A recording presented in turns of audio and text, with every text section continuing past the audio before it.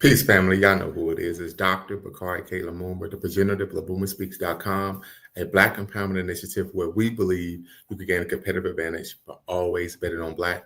Back once again with a live. I know it's been a while. Please forgive us, but we're back once again, of course, in conjunction with Beacon Network, the Pan-African social media extraordinaire, in the home of African-centered news and information. We have a great show for you all this afternoon, but also make sure that you be a blessing to the show. You can, of course, donate at, of course, Lumumba Speaks on Cash App. And, of course, you can actually also hit the super chat on YouTube if you're watching to be a blessing to the show. But we're here to discuss, what does Larry Hoover's commutation mean for the Black community? Many of you are unaware of who Larry Hoover is. He, of course, was the leader of the Chicago street gang, the Gangster Disciples. He, of course, was sentenced on federal and state charges and received, I believe, a life sentence in federal court. He, of course, was incarcerated at the Supermax facility in Florence, Colorado, where he was, of course, isolated and locked in a cell 23 hours a day. A cell that was the size of course, a parking space, right?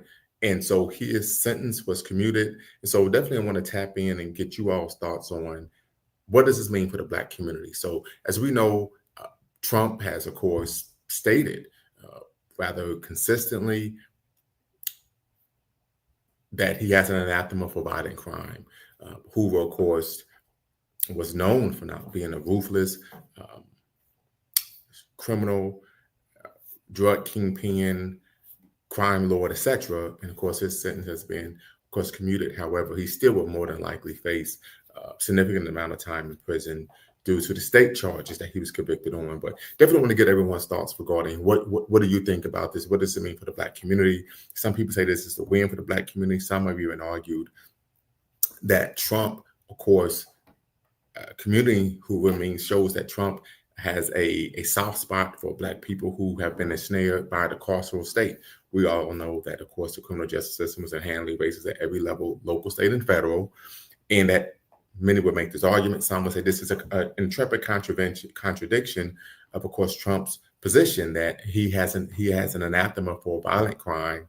Others argue that this is a commutation that is symbolic rather than substantial, to the fact that he would not be eligible for parole on his state charges until he is 111 years old. That, of course, would be in 2062. So there's a lot to unpack here, family.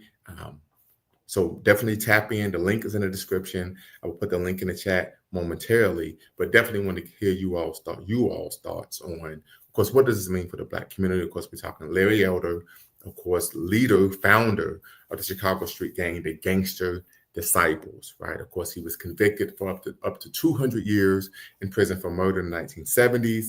And it was a sort of punishment that seemed destined to end his career as a Chicago gang leader. However, of course, he continued to lead the Gangster Disciples, even from behind prison walls. And many people in the Black community, including, of course, Kanye West, but even a number of notable celebrities and even some people who we feel are activists, advocated for him because he would talk oftentimes a good game regarding Black power. We're fighting against each other. But then, of course, at the same time, same vein, he would also articulate his willingness to continue to run the gang empire, even while he was, of course, incarcerated. So that led to further convictions, I believe, if I remember correctly, in the 1990s. So there's a lot to discuss here. Many argue he was a bit of a Robin Hood, to where the organization, the street gang, they had, voter registration drives, educational. They were holding political rallies, calling for educational reform. But the issue was that, of course, it was funded by drug money, supported by, of course, gang muscle. So this is an issue of concern. So tap in, family. Make sure if you haven't, make sure you subscribe. Of course, you hit the thumbs up button and hit that notification bell. You're watching, of course, LabumaSpeaks.com, a Black empowerment initiative where we believe we could gain a competitive advantage by always betting on Black, in conjunction with Beacon Network, the Pan-African social media extraordinaire, and the home of African-centered news and information. And make sure that you're a blessing to the show, family. So you can hit the super chat and the Cash App at Lumumba Speaks. Definitely want to hear from you all. So I'm going to put the link in the chat, family. Put the link in the chat, and definitely want to hear from you all. And just remember, family, we go over the ground rules here at Lumumba Speaks. First and foremost, diversity of thought is welcome. So irrespective if you're on the left, you're on the right, you're right down the middle, that's of no consequence. We want you to be part of the conversation. Number two, excuse me, we are advocating for you attack the argument, not the person. So facts over feelings. So if you disagree with someone, attack the argument, not the person. Right. Number three, no epithets of any kind are allowed, particularly racial epithets. Right. This is a space of Black empowerment. We believe in self-respect, self-defense, and of course, self-determination. So we want to respect ourselves as African people. So we do not engage in epithets of any kind. Now, last but not least, you can't make a claim that is, of course, patently false. So you wouldn't make the argument that LeBron James is the GOAT, which of course I would vehemently disagree. But if you were to make that argument, that is quite all right. But if you were to say that he's the GOAT because he won more championships than Kobe Bryant, of course, that would be a claim that's patently false. And then we will tap in and look to, of course, correct you. Once again, family, if you're watching on Twitter, I said we have quite a few viewers on Twitter. You can, of course, tap in and be part of the conversation. You can leave Twitter, come on over to, of course, Lumumba Speaks on YouTube. And or what we can do is I can put the link in on Twitter. You can tap in and be part of the conversation there as well. But LMA, long time no see. My brother who still dribbles down the VA, what's the word? Dr. Lumumba, how are you doing? Can you hear me okay? I hear you just fine. I'm doing quite all right. Thanks for asking. Yeah, man. How are you? Good to see you. Good to hear you from you. I hope things are going well for you in California. Yeah, just busy. Yeah, I feel you. Yeah. A quick thing. This is kind of funny. You mentioned you misspoke a minute ago. You said Larry Elder as opposed to Larry Hoover. I'm sorry. I apologize. Thank you for correcting me. It's Larry Hoover. Yes, I was like, man, that would be the day if Larry Elder was running. But anyway, yeah, I think it's gonna be interesting. I remember, obviously, I've heard Larry Hoover's name, throughout, listening to rap throughout the years. I never knew who he was. I never really looked into it. Like I said, with your brief synopsis, I think it's interesting. Like I said, Trump, and to your question, I don't think Trump does anything just out of the kindness of his heart. I think that this is going to be it's a two-part play. Well, I'm of two minds with this. The first one is basically I think he's just trying to it's part of his kind of media blitz in a sense where he just does something every week, every month. He is doing something outrageous that kind of keeps him in the headlines, So I think that's just one. And also I think he's trying to kind of woo the kind of the celebrity worshiping, sector of the Black community. I think he's just trying to woo that, stay in their good graces, or not good graces, but kind of give them a little bit of red meat, in a sense, to kind of keep his name a buzz in a sense. But I think ultimately, what I think he's gearing up for is to commute Derek Chauvin's sentence. I think that's what he's doing. So I think he's trying to say, it's almost like, there's something that you want to do. So you just kind of like do something that you don't want to do just to say you're fair. You're being fair. Like, hey, if I can, you guys had no problem when I commuted Larry Hoover, so you should have no problem when I commute Derek Chauvin. So that's my, I got my tinfoil do-rag on. That's what I think is, I wouldn't be surprised if he actually either the next, maybe later on this year or next year, he commutes Derek Chauvin's sentence. I think that's a great point. I do know that one of the individuals who's in Trump's orbit discussed publicly on the platform that they felt that Chauvin had been improperly incarcerated, improperly convicted, that they were looking to, of course, commute that sentence because, of course, he was convicted on federal crimes.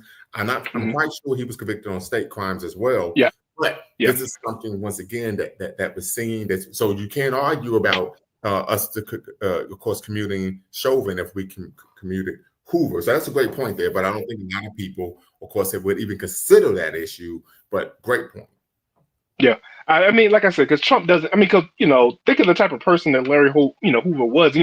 Most of the commutations and that Trump did were what's what like white collar crimes and people that kind of paid into his paid into his well, actually no, he did. He did kill Patrick, right? Yeah, he commuted kill Patrick. What? No, he did kill Patrick, right? He commuted Kilpatrick at the end of his first term. Yeah, end of his first term. Okay, Yes, okay. So I mean, I don't know. Even that one, at the end of his first term, so he might have been trying to win some black people over with that one. But actually, I want to look into that one because he did. Yeah, he commuted his. I just want to know what was the. Well, they don't really give his his thought process to why he wanted to do it. Yeah, because I want to know like the time frame. Because the only thing I can think of would be that. Maybe because was it before the election or after the election? It was right before he was going to, of course, leave office after he lost. Okay, this is after he lost. Okay, well, yeah, that's a weird one then. Okay, yeah, maybe. I mean, that's typically what would happen. Typically, presidents will wait to the end of their, of course, administration to commute people. But so right. Real quick, let me read this article from the New York Times. As many of you know, yeah, go ahead. I subscribe to the New York Times. So we see here this, of course, is an article in the New York Times. Dated today, actually. No, 2 days ago. I'm sorry. Regarding, of course, Larry Hoover, former Chicago gang leader, wins commutation from Trump. As we see here, Illinois judge sentenced Larry Hoover to up to 200 years in prison for murder in the 1970s. It was a sort of punishment that seemed destined to end his career as a Chicago gang leader. But in the decades they followed, prosecutors said Mr. Hoover's power only grew as he directed one of Chicago's most powerful gangs, the Gangster Disciples, from behind prison walls. Young members would pledge allegiance to Mr. Hoover, whom they called their king. And those who broke Gangster Disciple rules, prosecutors said, would face bloody retribution up to and including deletion. His influence continued to grow into the 1990s when he was convicted of more crimes in federal court and shipped off to a supermax prison with a life sentence. On Wednesday, after years of lobbying from Mr. Hoover's supporters, including celebrities, President Trump fully commuted the federal sentence of Mr. Hoover, according to a White House official familiar with the matter. The commutation was not likely to bring Mr. Hoover, who is now 74 and largely in memory of his hometown, back to Chicago streets. His state prison sentence remains in effect with a projected parole date of 2062. Where Mr. Hoover would be 111 years old. But the president's decision showed his willingness to extend leniency to some prisoners, despite his frequent rhetoric about the danger of violent criminal gangs. Jennifer Bonjean, a lawyer for Mr. Hoover, said that the process to commute Mr. Hoover's sentence had been years in the making. The entertainer Ye, who was formerly known as Kanye West, lobbied Mr. Trump during his first term in office. She said, and others have joined the effort since then. There have been a lot of support from advocates who have been preaching free Larry Hoover for a long time, Ms. Bonjean said. The process of lobbying Mr. Trump intensified this year after Alice Johnson, who was sentenced to life in prison in a drug conspiracy case, whose sentence was later commuted by Mr. Trump, was appointed a pardon czar in the White House to advise the president on clemency, said Justin Moore, a lawyer for Mr. Hoover. And this is the actual position Trump created in his cabinet titled the pardon czar. I actually went online and checked it out. The phone conversations between Mr. Moore and Ms. Johnson became more frequent in the last 4 to 5 weeks, Mr. Moore said, adding that Ms. Johnson had relayed that the president was very keen on releasing Larry. White House officials declined to comment on the record. Mr. Hoover's legal team received word on Monday that the commutation was going to happen. This is an older gentleman who has a lot of health concerns and who has aged out of criminality, Mr. Moore said. The specifics of what would happen to Mr. Hoover were unclear on Wednesday evening. Mr. Hoover remained in the Federal Bureau of Prisons online directory, and 2 representatives for the Illinois Department of Corrections did not immediately respond to questions about the case. Mr. Moore said he was hopeful that Governor J.B. Pritzker of Illinois, a Democrat who was a frequent critic of Mr. Trump, would decide to commute Mr. Hoover's state sentence. Mr. Pritzker declined through a spokesman to comment. In Chicago, Mr. Hoover built a highly regimented gang that prosecutors said sold drugs, laundered money, and ruled over large geographic territories where non-members would have to pay a street tax in order to sell drugs, according to a 1995 indictment of Mr. Hoover and other gang members. This is in a very real sense an outlaw form of government, Ronald Safer, the lead prosecutor, told jurors during Mr. Hoover's federal trial in 1997. This is, in a very real sense, an outlaw form. The gang also expanded beyond the drug trade, starting businesses, leading voter registration drives, and holding political rallies calling for education reform. They register voters, which is a wonderful thing, Mr. Safer said during Mr. Hoover's federal trial. The problem is it was funded by drug money and supported by gang muscle. In recent years, as Mr. Hoover has sought release from his federal sentence at the restricted Supermax prison in Colorado, his supporters have argued that he has been rehabilitated in prison, that he no longer wishes to lead the gangster disciples, that he still faces a long prison term in Illinois. He spent 23 hours a day in a concrete cell, no larger than a parking space. His lawyers wrote in a court filing in 2022, for over 2 decades, he has had virtually no contact with the outside world. He is quite literally buried alive. So this is the issue here, right? He was the former undisputed leader of perhaps the largest monolithic criminal organization that this country has ever known, which had more than 30,000 members in 28 states and was responsible for the sale of 100 million worth of drugs a year in Illinois alone, right? Mr. Safer, who now is in private practice, who, of course, prosecuted Hoover in federal court in the 90 states. I believe in mercy, I believe in redemption, and I believe in rehabilitation. But there are some crimes that are so heinous, so reprehensible, that they are not deserving of mercy. So, family, what are your thoughts? Yeah, I mean, that's a tough one. Like I said, I get not, I don't know, like I have,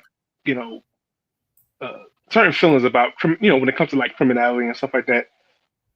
Because I do believe in, giving, I don't know, like sometimes it's like, lock them up and throw away the key. And the other times it's just like, that whole saying, time heals all wounds, in a sense, where it's just like, okay, if the person has truly reformed and they have, depending on the severity of the crime, I can, give someone parole after, a couple of years or whatever. I don't know. I'm torn on this one. I probably would lean towards, what's it called, house arrest, or what's the word, parole? Not parole, but house arrest. Which one? House arrest and probation. I mean, obviously he's 70-something years old, so you don't have to worry about him too much. But I or at least let him, go to like a lower, what's what I'm looking for, a lower security facility. Something that he can like, at least spend more time with his family and get, better visitation, right? So better visitation. I don't know if there's such thing as I think I've heard the term before, like what's it called? Not golf club. What's it called? It's like it's called a golf club prison, where it's just like country club prison. That's what I'm talking about. Mm-hmm. Where it's just like, it's still a prison, but it's nicer than others, and you get to spend time with your family, stuff like that. Right. I mean, maybe we can the issue here, implement something like that. I think the issue here is that there are individuals who have argued, of course, that he continued to run the criminal organization even while being incarcerated. So the argument is that he actually hasn't been rehabilitated, and that the claims he makes of course, gang violence, promoting Black fratricide, he's simply playing to the media. So I think that's something to consider there. I mean, it's something to consider. How long? Well, I guess at the point when he was running it from inside the prison, we can't, we don't have the counterfactuals to say, had he been left in that prison, how long he would have done it. Maybe the fact that they put him in the Supermax, I hate to use the word broke, but it kind of changed his, opinion. So to the point where he became remorseful. I don't know. I'm kind of torn on this one. So you can let Michelle get give her thoughts. Good evening, everyone. Thank you for having me on the panel.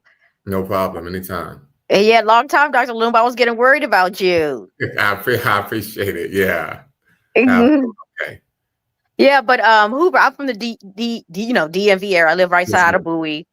I've known people who indirectly know the family. Mm-hmm. So, I get it being conflicted by me being from the DC area. There are a lot of men who are and still are in Mr. Hoover's situation. So again, I'm also conflicted too, because again, this was over 30, 40 years ago. He's a different person now. Well, very quickly, if I could briefly interject, and I hate to cut you off, but I don't know if you saw, but I just read the New York Times article that states that he was still, of course, leading the organization while he was incarcerated, while he's been incarcerated. In fact, what took place was he was initially convicted, and then while he was in prison, he was convicted, if I remember correctly, back in the 70s, if I remember correctly. Of course, don't fact check me on that. Yeah, he was initially convicted back in the 70s. Then he was convicted in federal court in the late 90s for leading the organization from prison. Okay, that's still 40 years ago. Well, I would say a little, almost 30 years ago. Okay, 30 years ago. Yeah. Okay, 30 years ago. Okay. And the thing was, and real quick, I didn't read all of the article because it just been too long-winded, but they stated that they even since he's been in the Supermax, he's still been attempting to lead the organization while he's been in the Supermax. And that they have documented evidence via phone calls of having young people pledge their lives to him and call him their king and do his bidding out on the street.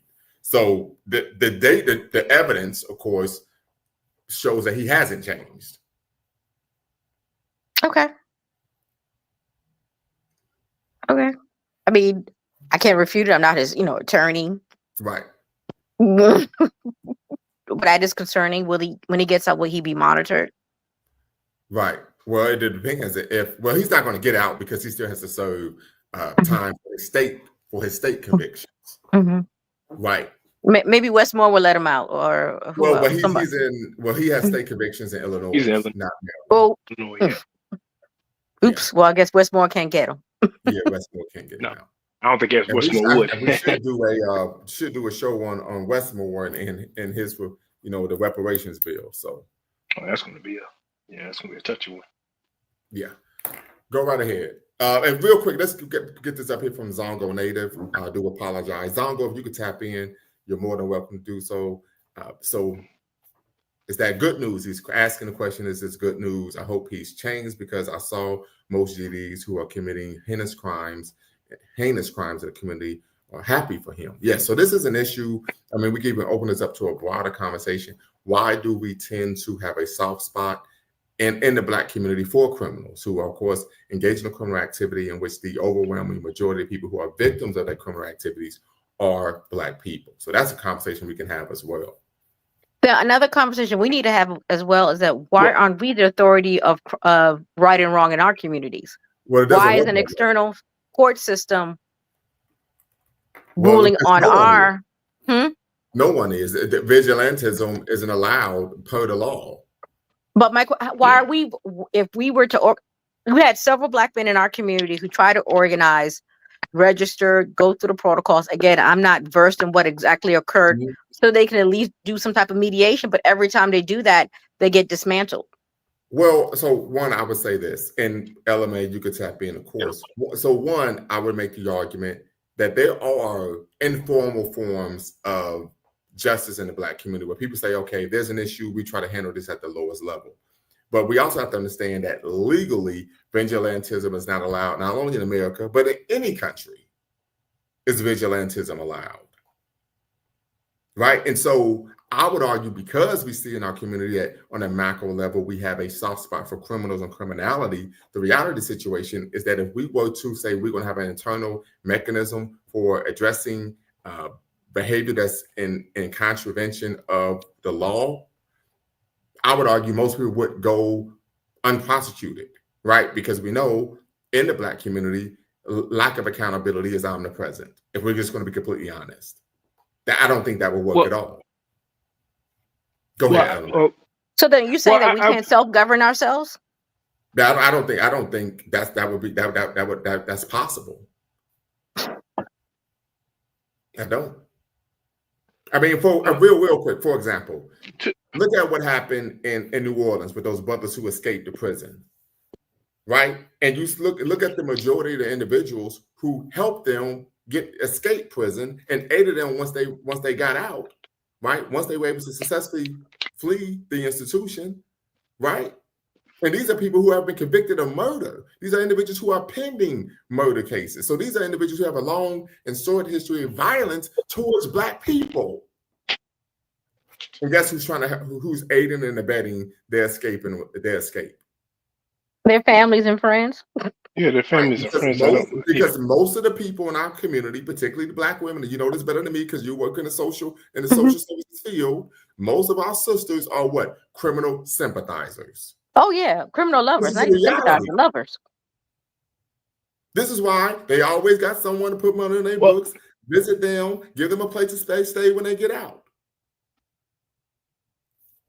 LMA, go right ahead. But I would like to say I don't think this is particularly a Black issue. I think this is an American issue. Okay. The United States has always venerated her outlaws, from Jesse James to Al Capone to, you know what I'm saying, the Godfather, you know what I'm saying? Was it a Whitey Burgess, what's his name? Whitey Burgess, I can't think of his name. But, and there's always going to be some woman who is into bad boys. Was it Charles Manson got married while he was in prison? Right. So I don't think this is, particularly a Black thing. I think it's just an American thing, and, Black people are a part of it. And I do think that, I do think that when it comes to criminality in the Black community, I think that because we have such a, we've been the victim of police brutality, unjust laws, that we are hyper, what's what I'm looking for? Vigilant. Yeah, kind of hyper vigilant when it comes to like someone being accused of, you know what I'm saying? It's kind of like if, you come from a community that's all, where, was it like 50% of all of the exonerated people who were wrongly convicted, exonerated by DNA, 50% of them are Black men, right?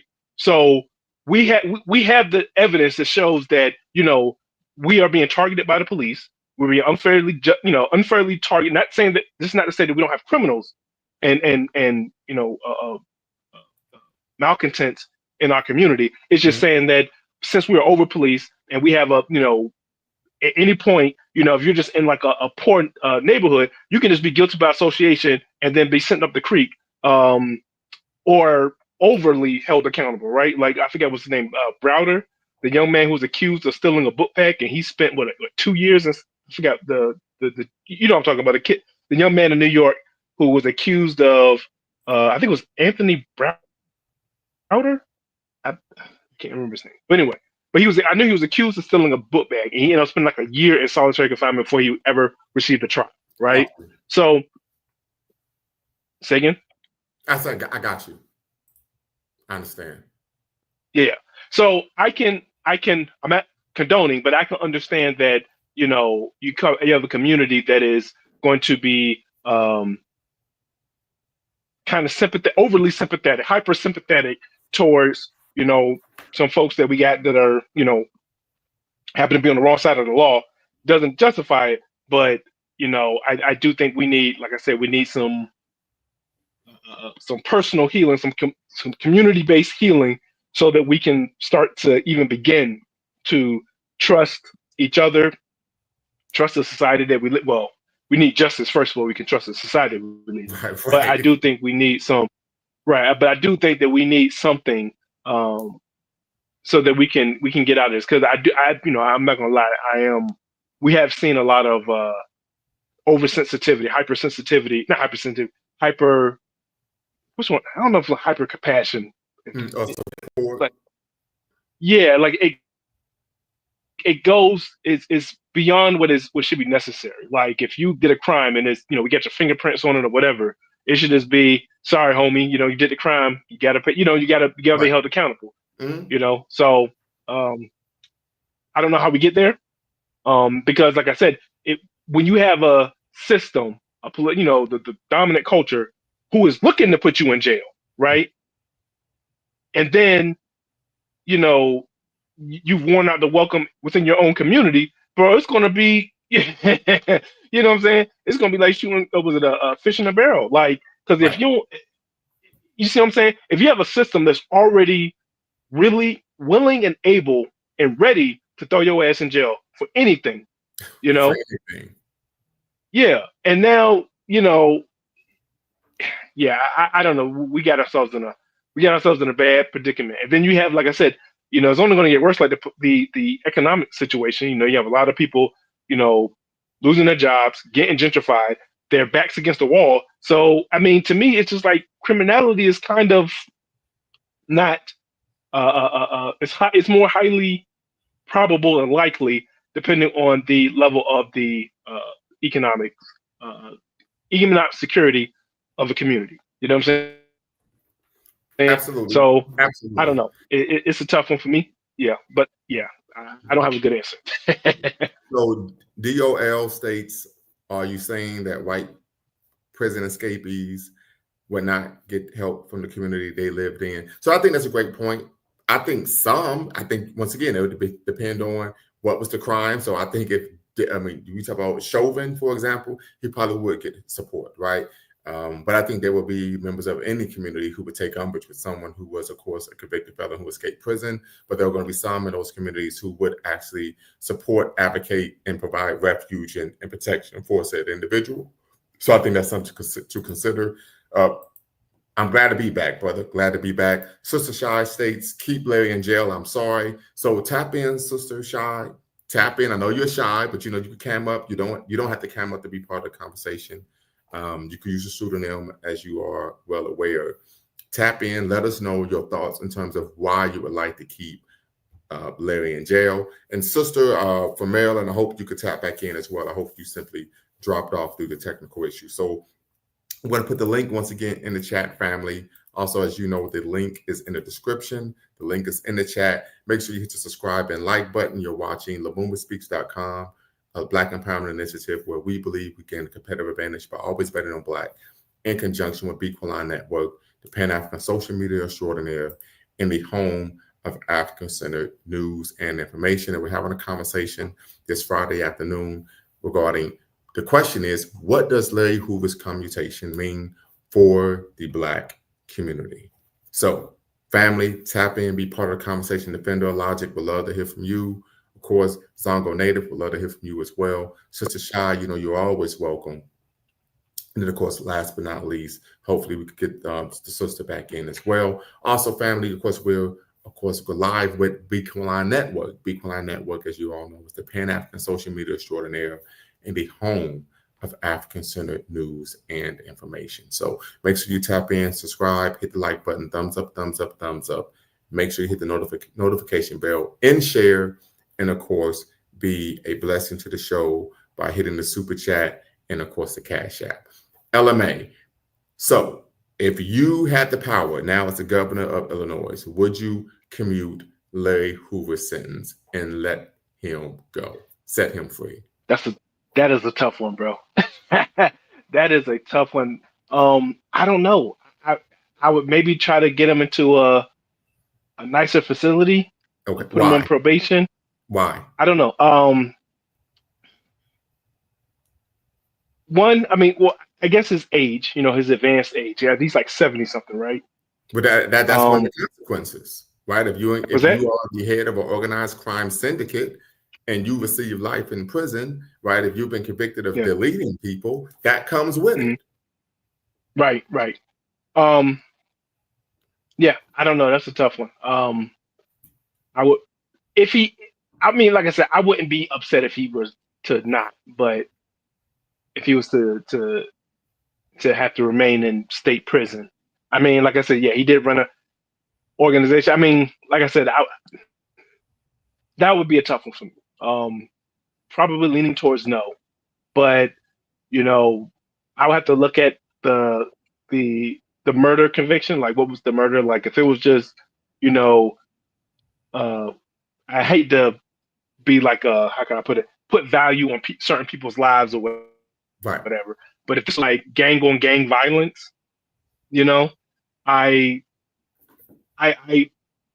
would put it this way: my highest level of you know sense of accountability when it's like a gang member attacks, you know, like robs somebody, breaks into someone's home, you know, steals, kills, or whatever, like almost like a non-combatant, right?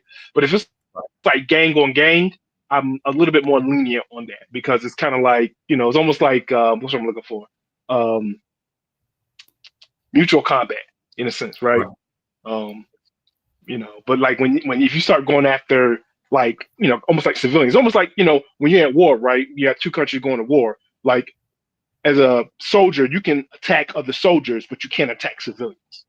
And Right. so if this is just like some gang stuff, I can kind of let that slide. Not let that slide, but I could be a little bit more lenient on that. But if Okay. he was convicted of killing like, excuse me, I mean unaliving, sorry about that.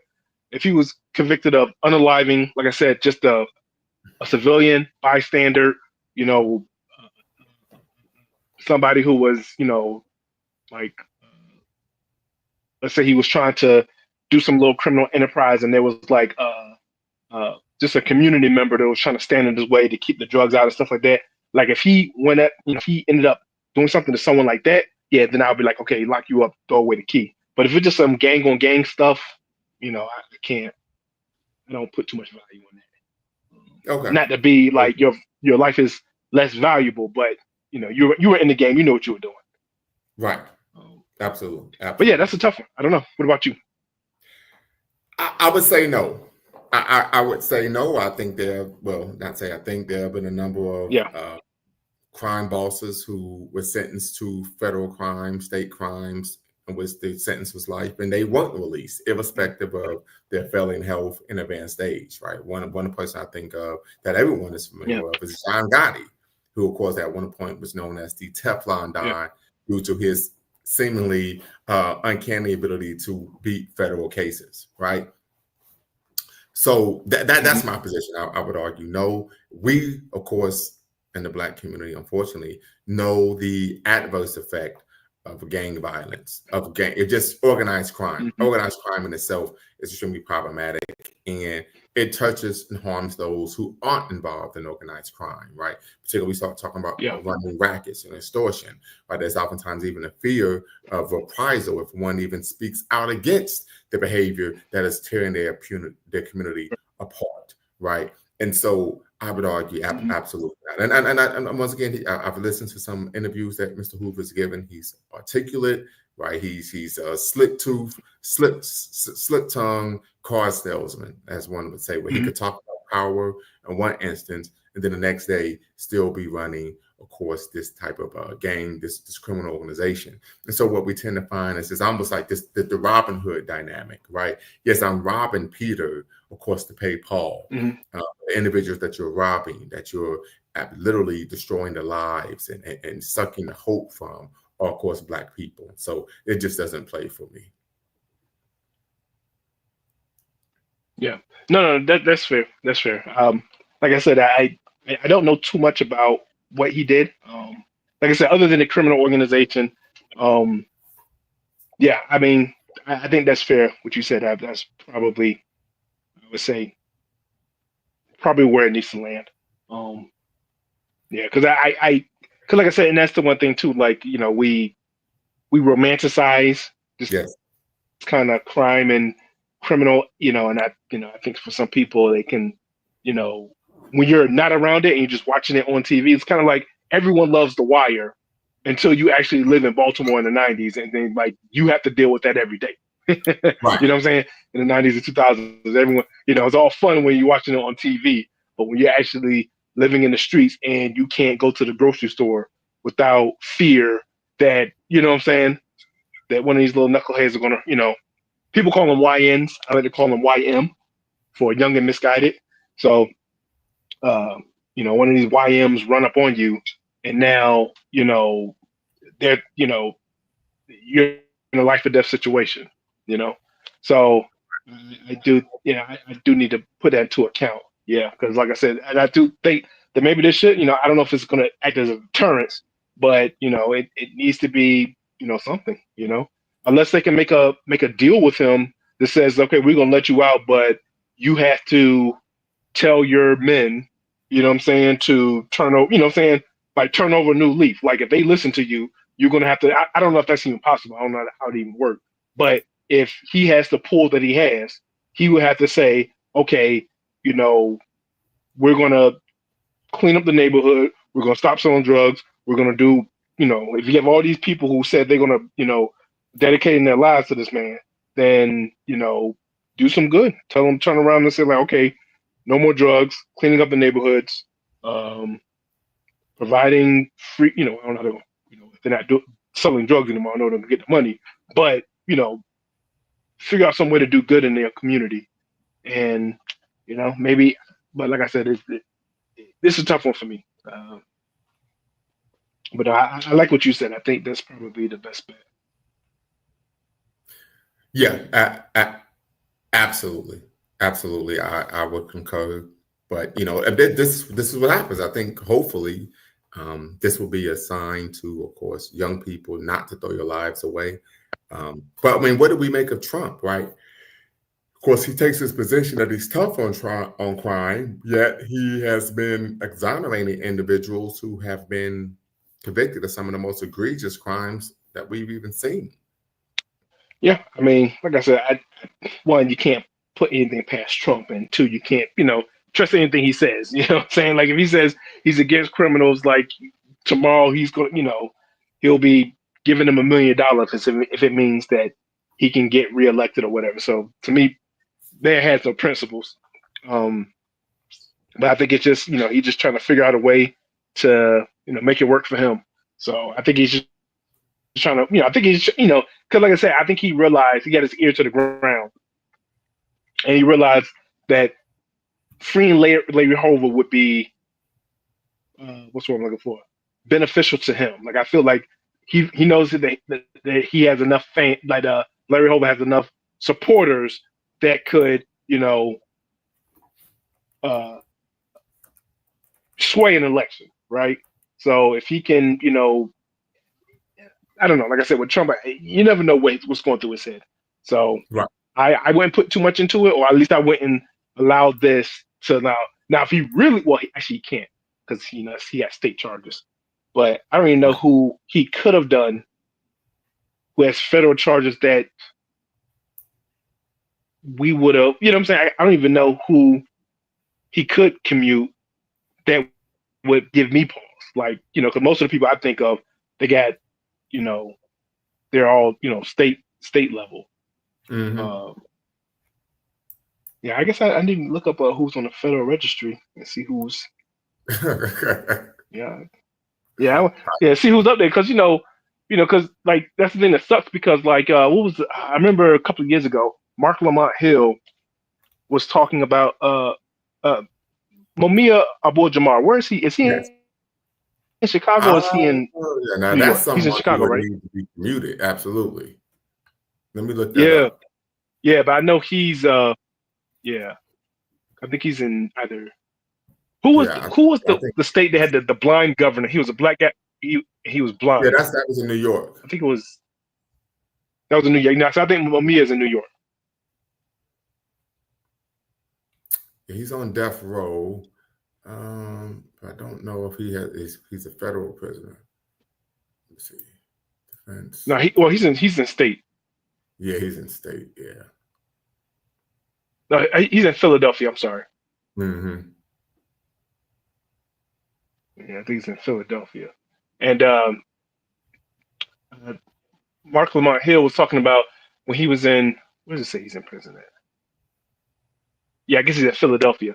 And I guess Philadelphia had that one blind mayor, and he was only a one-term, mayor, and just like, look, man, you're one term. Go ahead and do this, commutation or this. But here's the thing: a mayor can't commute a sentence. That has to be a governor. Oh, man, maybe he was. No, I don't think it was the governor. Oh, okay. Let me look it up. Maybe I misspoke. But yeah, I mean, but if it's someone on his level, that has some federal cases. I'm pretty sure maybe there's some old Black Panthers or whatever that were that had some federal charges. I'm not sure. Yeah, his life sentence was overturned by the federal court, so he's serving life in Frankville, Pennsylvania, right now. Okay. Yeah, he's 71. Okay, let me see. Yeah. It was a blind. Was it a blind governor or was he a blind? I think it was. But here's the thing: he was an actual political activist, right? And Yeah. what we're finding, you know this better than I. If you are someone who has advocated, worked for the, of course, liberation of Black people, you're not getting out of Mhm. prison. Now, if you were someone What's that? running amok, if you was a wild boy out here turning up and destroying your community, there's a possibility that they would do what? They would give you a compassionate release. But if you're actually working to better our community, please, you're not getting out. Yeah. That seems to be the case. Yeah. I can't name anybody who, the only person I can even think of that received a compassionate release was Mumia, not Mumia, Mutulu Shakur. And that's because he had terminal cancer and only had a couple weeks to live. Mm. Yeah.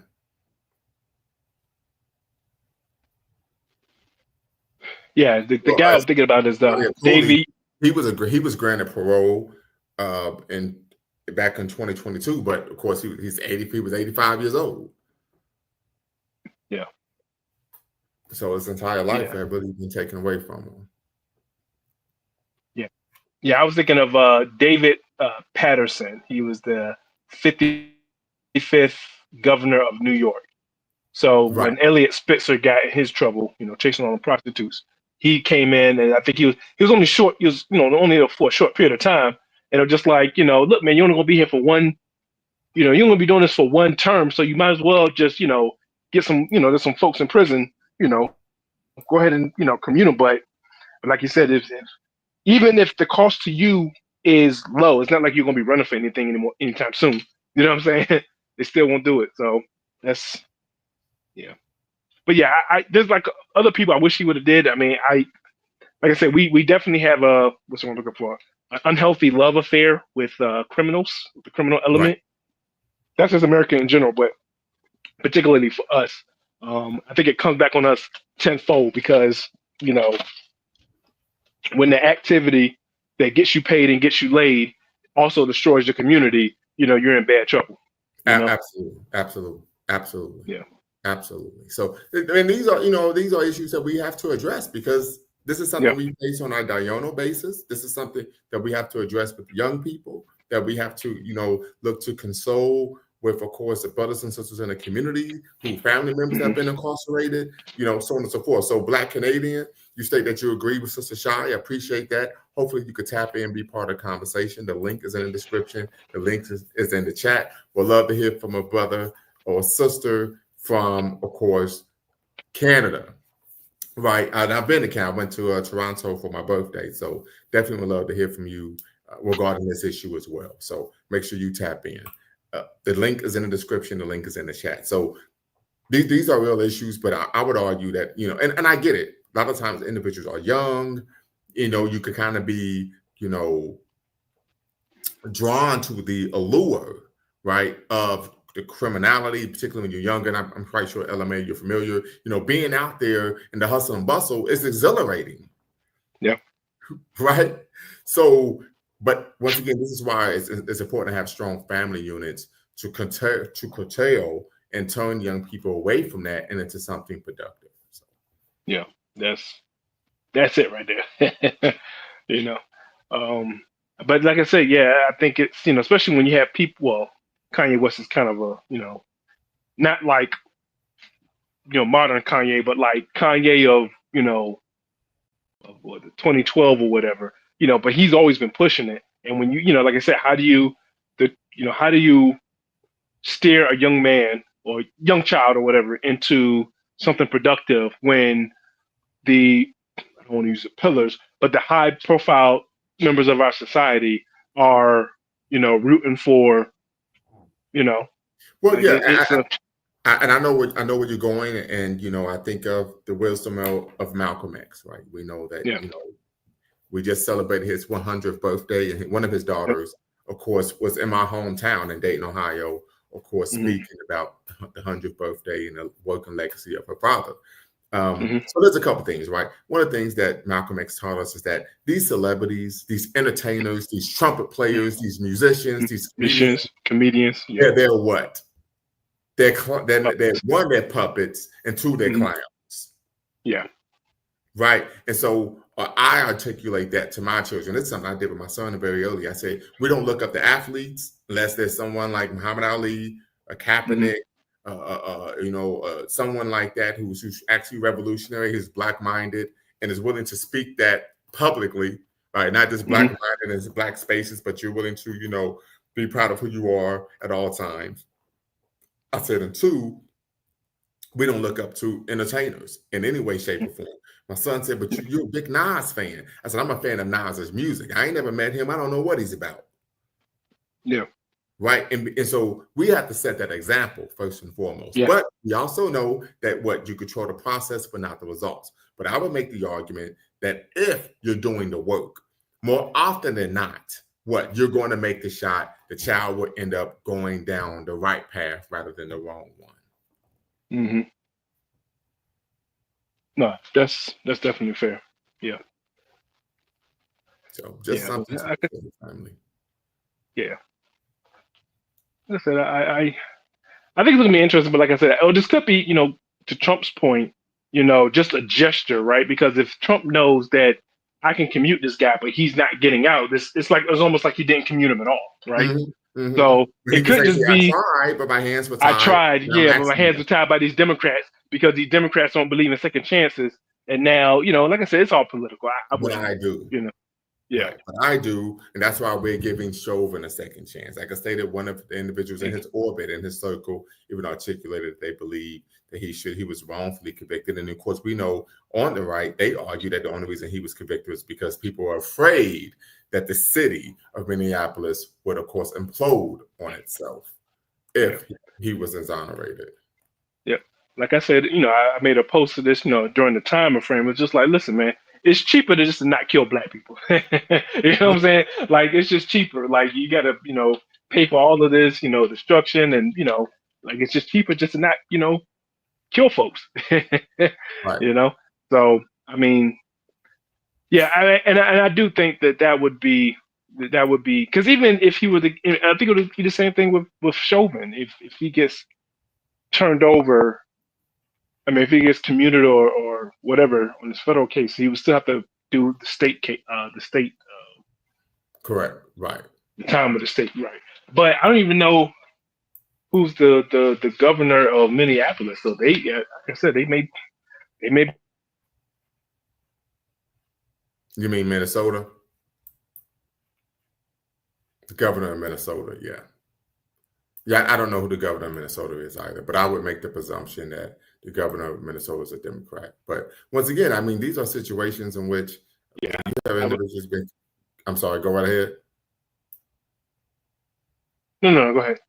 Yeah, the crimes are so heinous. I mean, I would be irrespective of who, what political party, I would have to say, what the French toast are you doing, right? This is a person who should be granted a release, right?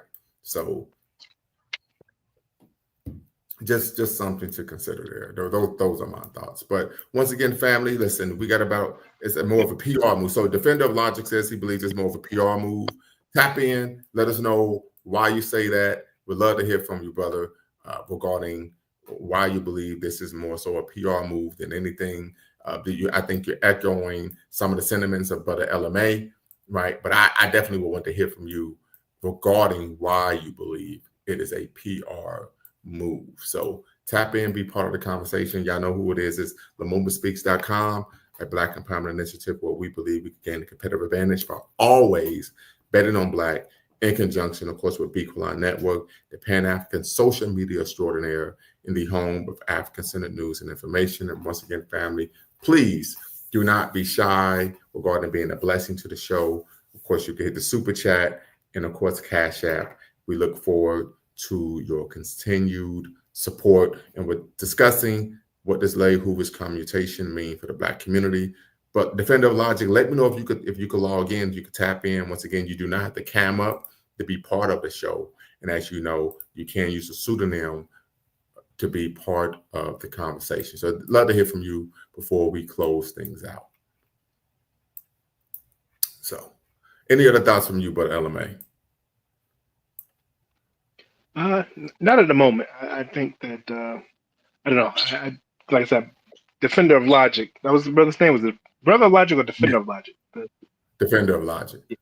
Yeah, I'm kind of going along with what he says. Yeah, I think that this is a PR move. Like I said, I can't imagine that Trump would spend so much time talking about Haitians eating dogs, cats and dogs, and then migrate criminal gangs or whatever, just so he could, what he talked about MS-13 and Trinidad Agua, just for him to release the leader of, a criminal gang in Illinois. In Chicago. So, because it's always the Republicans always crying about Chicago. What about Chicago? What about Chicago? And now he's releasing was it the Gangster Disciples? So I think it's a PR move. I mean, then again, the man has no principles. So he's letting a bunch of Afro squatters, people call them Afrikaners, I call them Afro squatters, coming into the country. So I mean, I don't know. He just kind of, I don't know. He's almost like what was it? I think it was the Dark Knight, or that movie, Batman movie, Dark Knight. Mm-hmm. Heath Ledger's Joker says, I don't have a plan. I just do things. Yeah, I just do things. That's one of my favorite movies, by the way. Yeah, that instant classic. Yeah. Instant. Yeah, absolutely. Yeah. Great movie. Absolutely. He said, but that's what I think of Trump. He's just, if someone says a gang member is going to be killed, no one cares. He says, I would say one little lawyer is going to die. Everyone loses their mind. They freak out. Yeah. So something to consider there. So I see you, brother. You say you're from the UK, by the way. Appreciate you tapping in, coming across the pond virtually to be part of the conversation. If this is your first time logging on, tapping into Lumumba Speaks or Beacon Network, make sure you subscribe, like, share, hit the notification bell for both channels. Of course, we are a Pan-Africanist network, so we appreciate having you here. So yes, brother, you're familiar with H. Rap Brown. You're familiar with Mumia Abu-Jamal.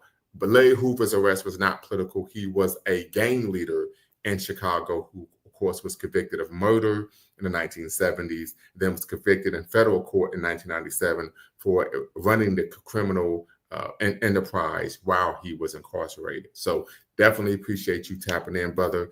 Be part of the conversation. The link is in the description. The link is in the chat. Of course, you do not have the camera to be part of the conversation. Look like you played football. I played football as well. So definitely love to have that type of energy on the platform.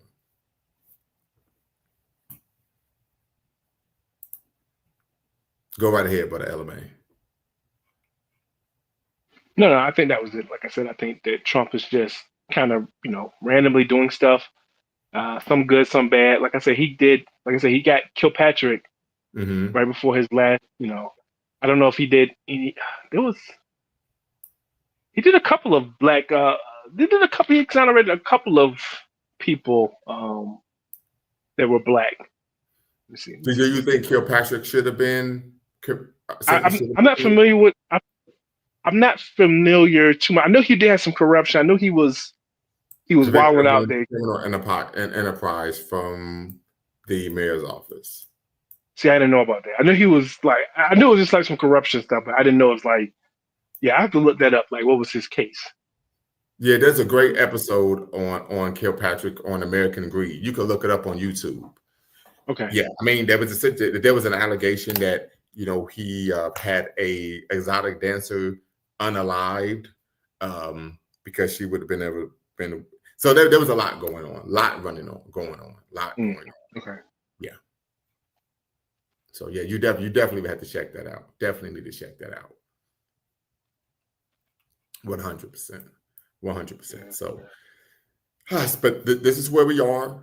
It's going to be rather difficult, right? I think these next few years, we know they're coming up with the big, beautiful bill where they're seeking to allow Trump to suspend elections, right? And keep him in office in relative perpetuity. So this is going to be a curious time for America.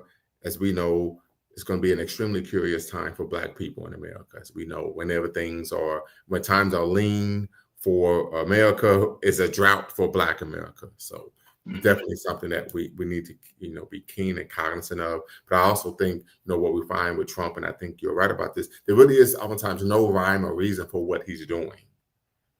Right. And so that is an issue of concern as well. Yeah. Yeah, but maybe, well, yeah. Oh, okay. I was looking at the list of clemency and leniency and all stuff. He pardoned Susan B. Anthony. I guess illegal voting, so the $100 fine and the cost of prosecution. So he commuted that. So yeah, it's quite. Go right ahead. No, I'm just looking at some of the lists. I was just see if there's any other names that I recognize. Yeah, some of the people I don't recognize, but yeah, it's quite the list. Yeah, so yeah, but no, I think this is a good bill. Like I said, I gave me a lot of perspective. Like like I said, I heard of Larry Hope's name. I kind of want to give second chances, but at the same time, you got to be held accountable for your actions. And like I said, it's one thing, like you mentioned, we have a issue of romanticizing, this criminal element until, it's all fun and games. Everyone loves to dance to the music and, throw up free, Hoover signs or whatever until you can't go outside without the threat of being, some little YM running up on you, Right. So, or a child, unfortunately, being the victim. Yeah. Or if it's your family member that's strung out on drugs, sold to them by this network. So yeah, I think, we need to be careful of that, not to romanticize that shit. But I understand, like I said, there's the flip side. Like I said, we are a targeted, plundered people who, a lot of times on the wrong side of the tracks or whatever. So, economic security can be precarious. So, sometimes you may decide to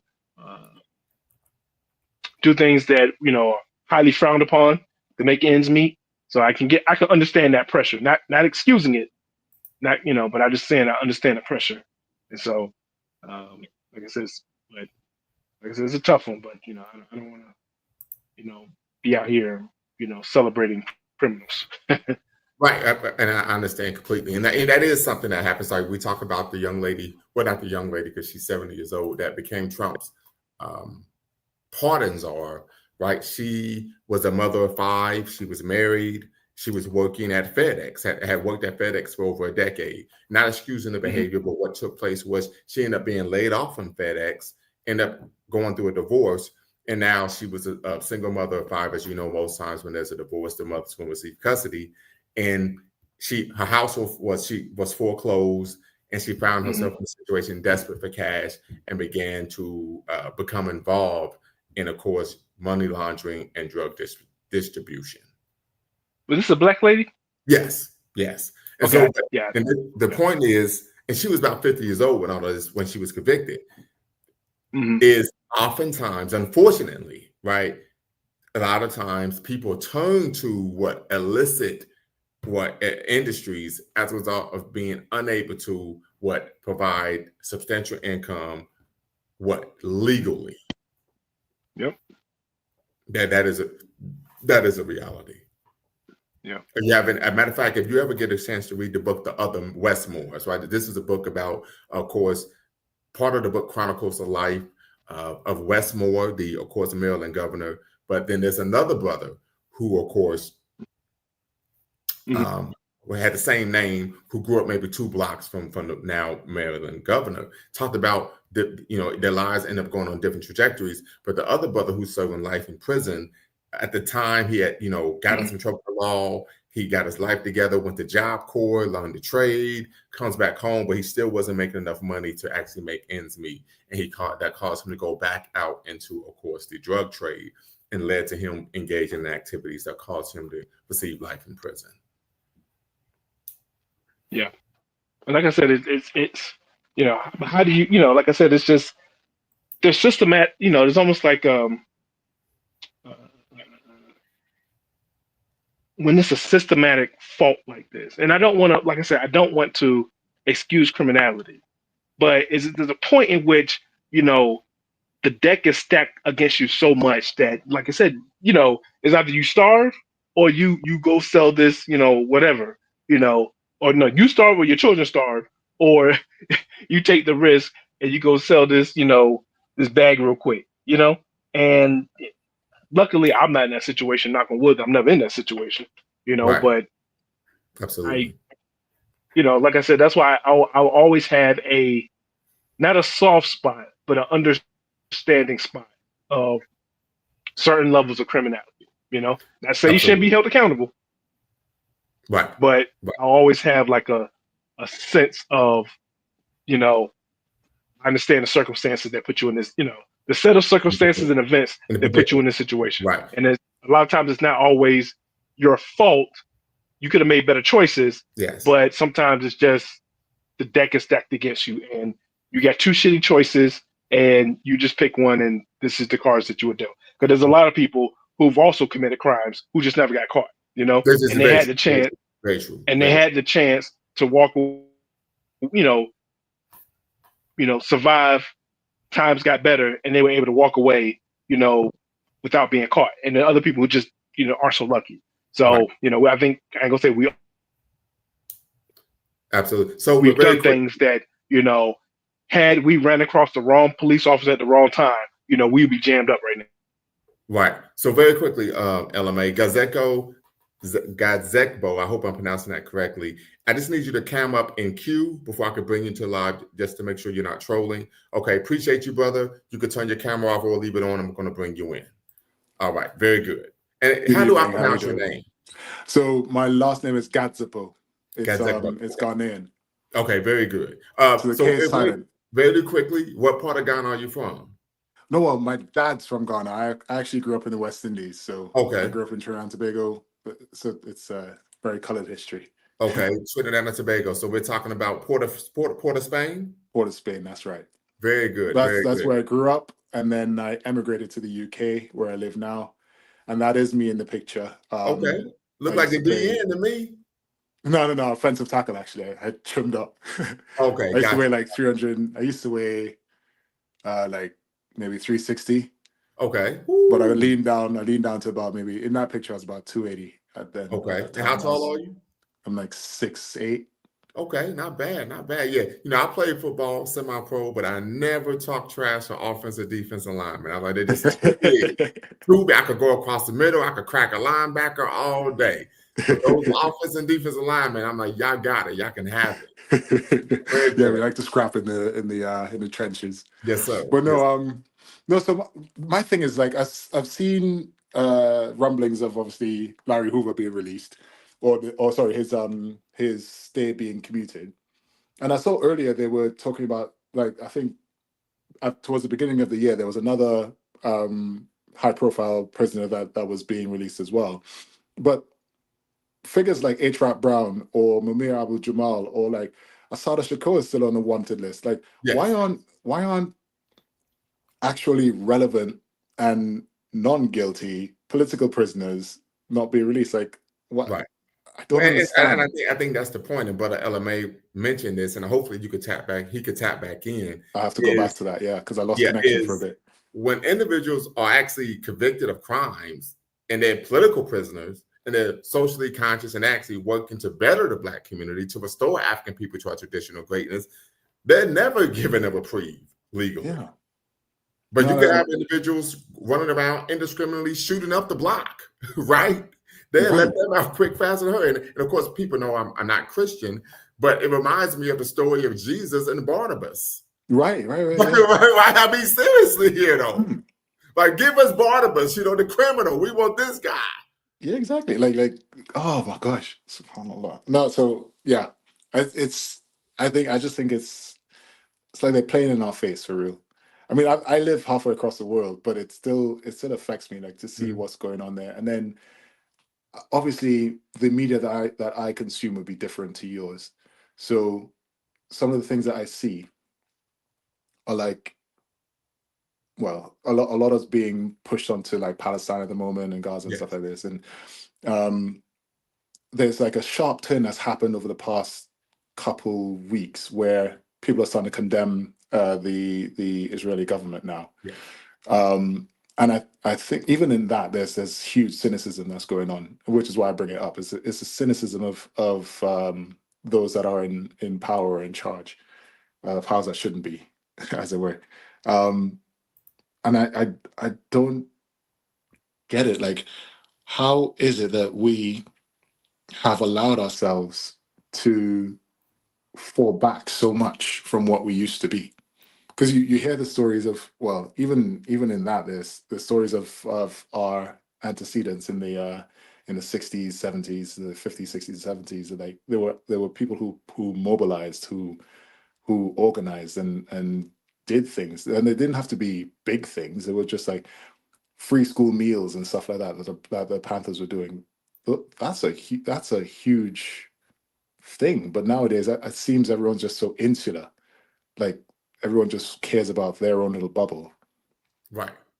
and it feels like there's not much sense of community anymore. I mean, we all recognize that there's a problem, and like I think if you look at what happens with our economies, for instance, our forefathers would have probably been in the streets rioting over the cost of living. Like egg in the US, like eggs costing what, Right. $10-12 a dozen now? Yeah, $10 I went to the grocery store and said, let me put this back.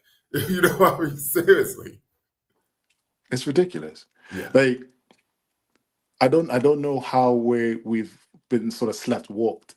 We've been allowed to sleepwalk into the situations that we're in. Like what do you see? How do you think that we can wake up, I guess? Yeah, I mean, I think that's a great question. DOL, Defender of Logic, says complacency, contentment, distraction. I think you're cooking with fish grease, brother. I hope Defender of Logic can tap in, be part of the conversation. Because of course, I don't have all the answers. No, of Snaps course and not. No. reviews. Glad I finally caught a stream after so long. Yeah. So, it's a lot, right?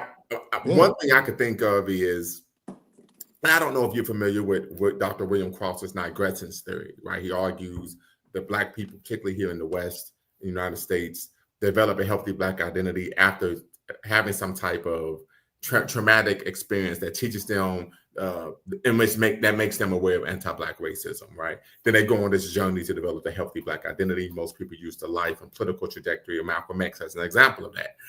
I push back against that argument. I argue that you can develop that sense of self, a healthy sense of self, and I think you can speak to this, brother, as a Ghanaian transplant from birth, if that's something that you're taught and raised in. Yeah, definitely. Right? I mean, I'll give you a piece of my history, right? So growing up in Trinidad, like the demography in Trinidad and Tobago is like 40% African descent, 40% Indian descent, and 20% pretty much everything else, right? So I grew up and I emigrated from there at the age of 15 to the UK. So for the majority of my life growing up, the only sort of aspects of racism that I would have seen or really felt in reality would have been consumed from American media.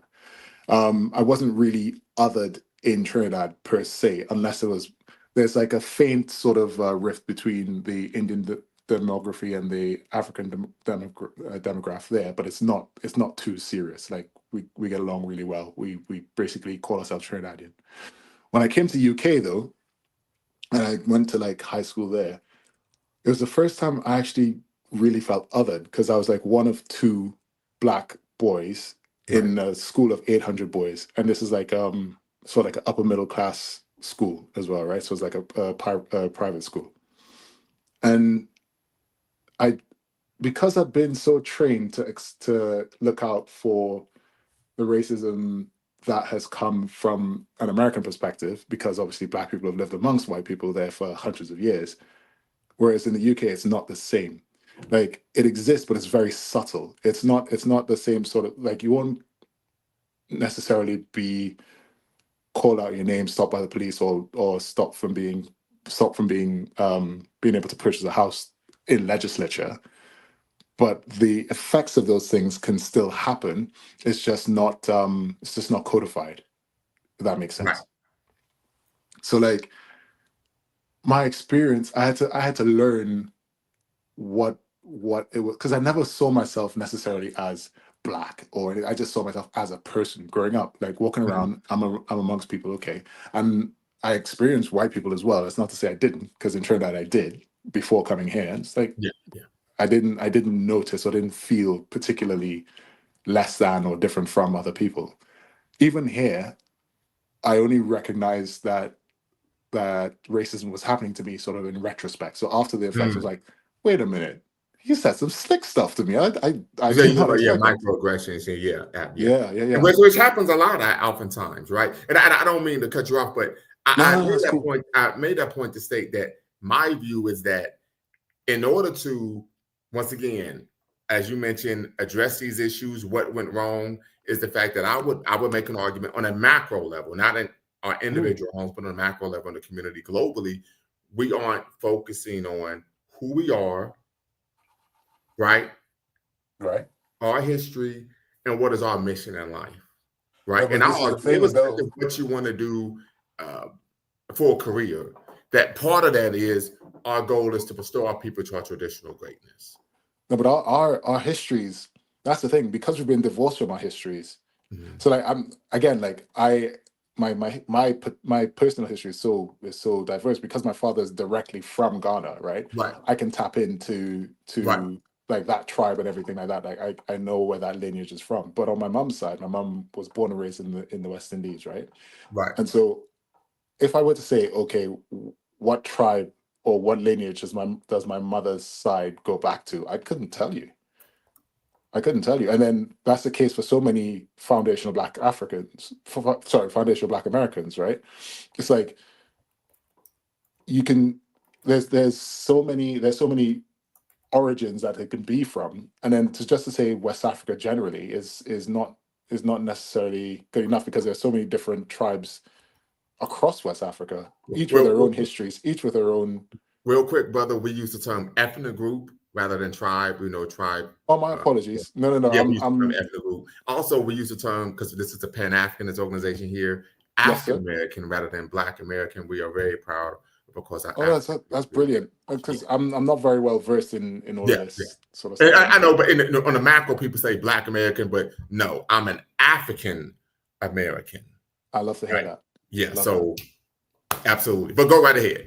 No, what I mean by that is, like, I think a big piece to all of it is trying to find identity. Because we have a common ancestry, we have a common history. It's trying to find out what that is. And I guess because of our particular, and I say our, because of the particular situation of African Americans, there needs to be a unifying, because you are your own culture. You are your own culture there. Like that is uniquely yours. From whenever it was 16, 19, thank you. From then on, it's uniquely yours. Like no other group has experienced that, and to that extent. You see what I mean? So like that unfortunate trauma is, I suppose, what can be bound upon, but we need to celebrate it in a way, I suppose. I don't know if that makes sense. I would push back a little bit. I'm not a fan of trauma bonding. Neither am I. No, I don't. But the thing is, like, how if it is that we need to look back to find a common anchor, what would you base it on? And I'm glad you asked that question. And then SSR, I'm gonna let you tap in. So what we tend to find, particularly in the number of African American, and really you could say Pan-Africanist movements, from Martin Delaney to Marcus Garvey to Malcolm X to the OAAU to Carlos Cooks, who of course was from the Dominican Republic, but of course was the ideological child of Marcus Garvey. It's this push of African ties, African history, African cultural attention. right? We even find that in the West Indies, right? In terms of, we talking about slave insurrections, right? The focus was, the impetus was African cultural retention. We talk about the Haitian Revolution, which, you know, most people know I can wax poetically ad nauseum about, right? The basis was African cultural retention. So I would argue, and at least for me, what helped me turn the corner from being a miscreant, someone who had an unhealthy racial identity, someone who identified with what I saw on television, to understanding who I truly was and having that greater sense of purpose in my life, was, of course, me learning my history, having a connection to Africa, right? And then, of course, from that, of course, sprung, of course, Pan-Africanism. Right. No, that's incredible stuff. And then what I've noticed, you may have noticed in my title, there's Arabic there. So Yes, sir. I'll spell it out for you. So the bit to the far right, that's Bilal. That's Ba. I'm familiar with Bilal. Alif Lam. Yes. So Bilal, right? He was the middle bit. Sorry. He was the first caller to prayer. That's right. All right. Well, the first appointed caller to prayer by the Prophet Muhammad, peace be upon him. Then the middle bit is a nickname that's been given to me, An-Nakhla, which basically means the palm tree. Okay. Because I'm quite tall, right? Right. I would say that would make sense. Yeah. Yeah. And then Gatsipo is my, or Gajakbong, as it's pronounced, is my name, like on my passport or whatever, right? And so, like, I embraced Islam when I came to the UK, and learning about history and things like the slave revolts and uprisings, I can't help but shake. And then coming in, like, I learned about Malcolm X way after actually becoming Muslim. Like, what I knew about Malcolm X was the film from Spike Lee back in the 90s, right? That's for most people. Yeah. Then I was educated by the autobiography. Then after that, there's a scholar who does African studies in the UK here, called Kehinde Andrews. I don't know if you've heard of the name. I haven't heard of him, but I am familiar with a couple brothers over there and sisters over there who put in work. Right. Yeah. No. So he's recently written a book. It's called Nobody Can Give You Freedom. And he revises part of the propaganda that was done against Malcolm X, right?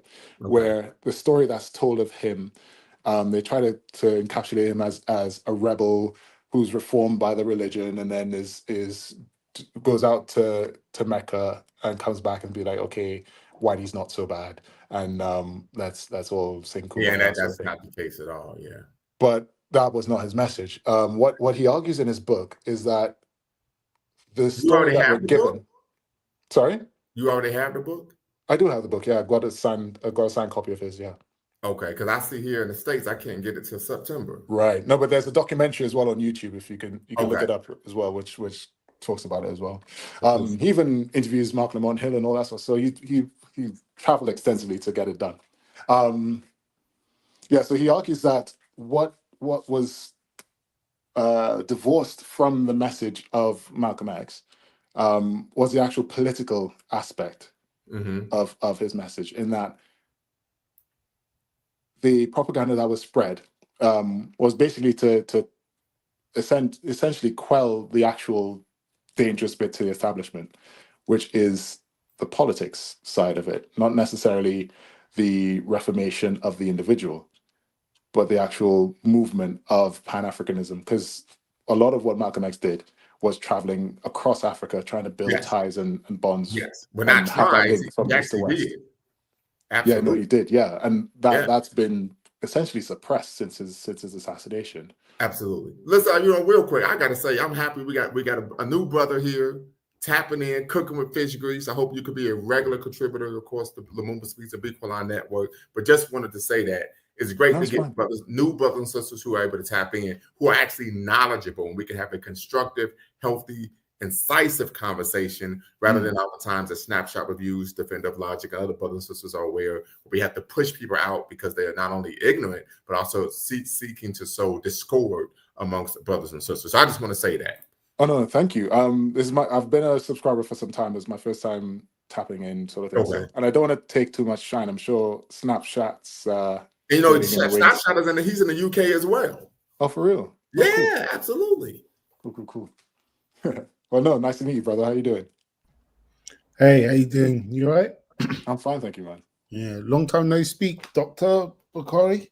How you Well, doing? I just getting settled out here in Cali, and so just the new job. It's been really busy, and so now since we're on summer semester, I have a lot more time, so I could get back to consistently Cool. doing the lives that we're doing. But I'm Dr. Lumumba. I'm working in the field. I'm the director of the Black Culture Center here, and Yeah. I'm just giving thanks. Oh, cool, man. I think that was the last time I caught up with you, that you were moving out to California. Yeah. It was before I actually was moving. Yep.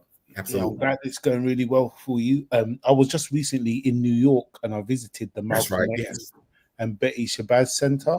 Yeah, it's like on 166th and Broadway. Yeah, but it was like a day or two just before his 100th birthday. So I was kind of gutted because we were leaving that day, but it was good. They managed to give us a tour around and all that stuff. It was great. Let me ask you this question real quick. How long was the flight from LA, from NYC to London? It was about 6.5 hours. Okay, 6 and woo. Okay, cool. Okay. Yeah. All right. Nobody can give you freedom. So he already has the book. I just pre-ordered it on Amazon right now. So that's probably gonna be about my 20th book I have on Malcolm X. So yeah, absolutely. All right, but go ahead, snapshot. Yeah, just very quickly, just before I go into the topic, just to piggyback on what you guys were just talking about, when it comes to just understanding a bit more about Black history and about your roots and stuff, my personal journey just started from tracing my family tree back as far as I could go. And then I know some people don't really believe in it, but I did my ancestry. That gave me some DNA clues as to what part of the continent that I'm made up from.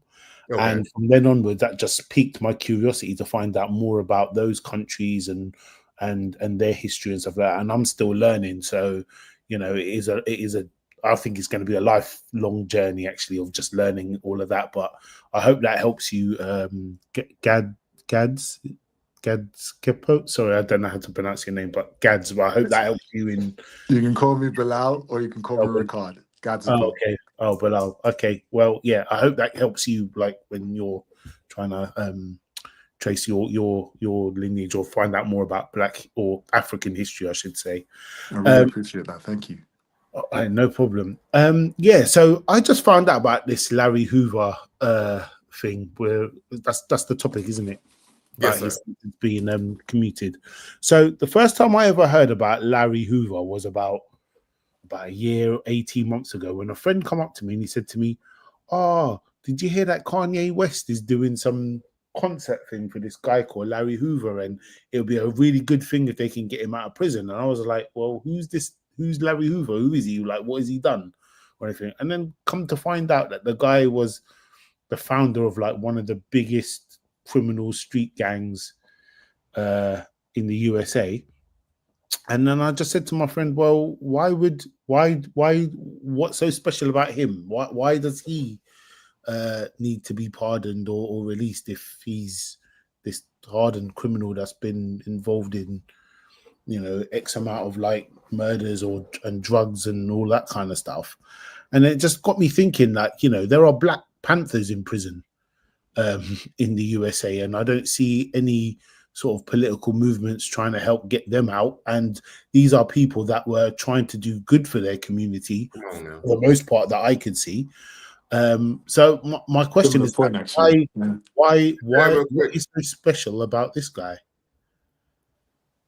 Okay, I'm sorry. Gazeppo, I think you said something real quick. I was trying to hear. Sorry, I didn't mean to interrupt. I was saying that that's a similar point to what I was making, actually. Yeah. I mean, the first time I heard of Larry Hoover was Rick Ross's track. I think of Big Meech Larry Hoover. I was like, Big Meech Larry Hoover, yeah. Oh my God. Glamorizing criminals, of course. So which was the gang that he started? Was that the GDs? Gangster Disciples, absolutely, in Chicago. And that's quite a large, I think they were quite large in number. I just done a quick wiki and they had 30,000 members and stuff like that. And I'm just thinking, that's crazy. 30,000 people could have been organized to do something a bit more positive, I would have hoped. But if you could organize 30,000 people, it's obvious that he's a master organizer, right? This brother has real skills. In the New York Times article, they said that the organization was regimented, right? However, he chose to devolve and engage in criminal activity, create a criminal enterprise where if people engage if people acting in contravention of the rules of the game, oftentimes they were violent reprisals up to and including murder, or I'm sorry, unaliving people. Yeah. Now, from what to I answer the understand as well, question, from what I understand as well, with gangs like the GDs and others, they've also bastardized Islam to sort of make a code for how they live. So there's certain tenets that they live by, where like, okay, we don't eat pork and things like this, or like, and these are things that I've heard from someone who lives in Chicago, and they actually use different tenets that they've reformed for themselves, so like 5%ers and stuff like that, to try to distinguish themselves from other people. I think in terms of like because when we look back, they've sort of glamorized previous gangsters from the 70s and 80s, where there would be ones that, for instance, they do crud, like they do absolute like horrible things in the streets, like selling and pushing drugs and all that, or pimping and all that sort of stuff. But then every now and then they'll give away turkeys at Christmas and stuff like that, to try to have a Right. We're talking PR about the issue. Robin Hood type thing. yeah, Right. Yeah. And I think to an extent that sort of continues, where the nefarious activities that they commit are seen as sort of anti-establishment, where you have the establishment that oppresses you, and so you're still loved in the streets by the people you live amongst, even though you're causing like massive oppression where you actually are. What like how do we as a collective push back against that, like the damaging aspects of it? you see, the thing is, right, people like that are always gonna find support and collect and stuff around people who, if their organization in a way is providing employment, if we can call it that, to copious numbers of people who are then dependent on it, they're going to then rally to defend it, aren't they? That's just how that's the whole reason for giving out the turkeys and all of that, really. I mean, they don't really care if you've had something to eat at Christmas time or not. But I think, to answer the question that this stream is based on, what impact does this have on the black community? I think it's going to be something that's going to be political, because Trump, being a Republican, is going to say, I commuted this guy's sentence. It hasn't freed him, because I think Trump can only commute his sentence on federal charges. Correct. It will be the state that would have to exonerate him of those charges for him to be freed. And I think, is Illinois a blue state? Yes, it is. It is, right. So now, if the governor doesn't go along with it, for example, because I think it'll be down to the governor to it looks like the governor won't go along with it. Right. So now Trump can turn around and say, because he's going to believe that the black community want this guy free, or a section of the black community is going to want this guy free, he can then start splitting the numbers. Do you understand what I'm saying? He could use that, but that's going to then depend on the consciousness level of the African American community to say, well, why do we want this gangster free? How many black people is he responsible for the deaths of? Or how many families have been impacted by the drugs networks that he set up and all of that sort of stuff? So if the community is conscious enough to say, actually, we don't want this we don't want this ex-gangster freed, but we want these Black Panthers free, or someone who's in there in serving an unjust sentence freed, then that's going to be the only pushback. But if there's going to be a lot of people, like the people that was running behind Kanye West for this Free Larry Hoover concert and all of that, if those people have the microphone, it's going to be a case for Trump to be able to split that African American vote away from the Democrats, which is what I think is the play, really. I mean, what do you think about that, Dr. Lumumba? You're the American here, but you might have a better view on that than me. Well, I'm an African American. African American, sorry, yes. African American. Yeah. I ain't red, white, and blue. I'm red, black, and green, brother. You know that. Yeah. So yeah, I think, and brother LMA, he left the call. I think he had to go away. But he made the same argument earlier that this is political. This is political. Yeah. In nature. Yeah, absolutely. I mean, in terms of like Chicago and stuff, though, is the gangster disciple, is that still a thing, or is that just Absolutely. I mean, Oh, right. yeah, absolutely. But so most people don't know about the case, and we got about 5 minutes, and we're gonna have to end things. But No problem. with the situation with Larry Hoover, he was convicted of murder. I'm sorry, unaliving someone back in the 1970s. Okay. Sentenced to 200 years in state prison. Yes. Give me 1 second. No worries. You- Sorry, so snapshots. Your accent sounds maybe like southeast. Yeah, just outside London. Right, got you. So Kent sort of area, right? Yeah, where are you? I'm in Surrey myself. Oh, okay, yeah. Okay, cool. That's nice to meet you, man. Yeah, is this the first time you've tapped in on one of his shows? Yeah, it is. It is. I tend to watch stuff later on. I've never caught anything live before, but I thought that this was interesting, so I wanted to weigh in a little bit, find out a bit more.